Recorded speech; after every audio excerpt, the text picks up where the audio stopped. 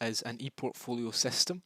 It used to be your portfolio of evidence was a folder where you'd print your evidence out in a bit of paper and you'd slide it into the right section, and there'd be a few tables at the start where you would reference which document relates to which of your units or KSBs. And now this is all done digitally, which is great because it's more efficient and effective and easier to take care of all the admin. However, there is a little bit of a learning curve at the start. So I'm going to show you how you would upload evidence to your portfolio on Onefile. Just to start though, let's make clear what your evidence is. So your evidence is a file, can be of any type, but it's most often going to be a written file of some kind, like a Word document, but it could also be audio recording, an image, PDF, whatever it might be. And it's a document which proves you're competent at performing certain skills and tasks in the workplace. And so this is how you'd add this to your Onefile portfolio. So to start with, you go to your Onefile homepage and you'd select on Assessments or Upload Evidence, which is here. If you have any assessments that have been set and is pending, it will show there. And it'll bring you to a page a bit like this. So if you have any assessments which are planned by your assessor, they will show here. There is the tab to show between you can see a list of your completed task or tasks which are planned in the future. But this shows that there's no pending tasks. You can create your own assessment by selecting Create Assessment. You'd start off by selecting the primary assessment method. So let's go for reflective accounts. That's a story of a time where you've completed that task. And then it'll ask for a title. So in this example, I'm going to say running month-end management report. You've got the option to holistically assess against multiple criteria or separately against individual criteria. This just depends as to what you've planned for this assessment. Are you mapping it into outcomes as a whole or to individual criteria? And for you, this would say you'd want to tick the learner to start. And you'd select the Start Assessment button. So it's already got the information we've entered in the last page here. You may have a secondary assessment method. So let's say your reflective account also had images and screenshots in it. You could select Work Product, as that is what Work Product evidence is. It's screenshots and images of your files that you've produced. You may also have witness testimony that's been added to this. This is a mentor or an expert in your workplace who has been able to confirm that you've completed these tasks. And you could tick witness testimony. So the system can recognise that one piece of evidence may have different assessment methods within it. The next part is to select the criteria. What you're doing here is saying this file, this piece of evidence covers these KSBs in my standard. At the beginning, you may be a little bit unsure at this stage as to how you go in and tick and being confident in that bit of evidence covers these points. Give it a go.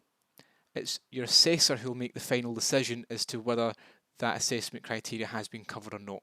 So you may cover additional points which haven't been covered. Your assessor can untick those. You may miss certain KSBs out, which your assessor may feel that you have covered, and they can add those ticks to it. But I would recommend getting comfortable with this and trying it out. So select Set Criteria. It shows you've got options for KSBs here. So in the knowledge, this would cover understanding data management. And for the skills, this example task would cover organising and prioritising work and collating and analysing data, and the skill decision making. Once you've ticked your KSBs, you can click Save to add them. You can also note that you see in this view any evidence you've already got against these KSBs and your progress. So if you've got files already, they'll show here. Once you click Save, it adds it, and if you select back, it takes you to the previous view and the list is there. So what you're seeing here is this evidence I'm uploading covers these KSBs in the standard. The next box is looking for you to add your evidence. So there's two ways to add evidence. You can type your evidence directly into Onefile. So this is a reflective statement. You could enter your story of the time you've completed that task directly into Onefile in this box here. Alternatively, you can select Add Attachment and upload a file. So you may have written up in a Word document, you'd select that, you'd select Files, select the file, pick Choose, and it will upload it.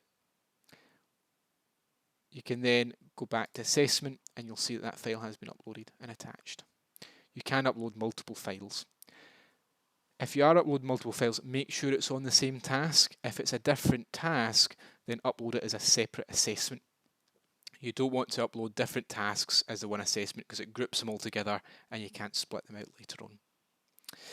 The next section is the comments box. So on here, any notes about your assessment, anything you're unsure about or anything you want to communicate to your assessor when they're reviewing this, enter it into here. And the next section, you've got the timesheet. So document the time you've spent working on this assessment. If you've spent 2 hours, enter in 120 minutes. Make a note though that it is in minutes, so if you're doing it in hours, translate it across to 2 minutes. And you've got the off the job box here, so tick that, and that means this time will be added to your off the job tracker. It'll feed through in Onefile to that timesheet, so you've logged that as time spent on your apprenticeship. The final box is the declaration and signatures. So that's what it looks like here. For you, it's the learner section that will be highlighted in yellow.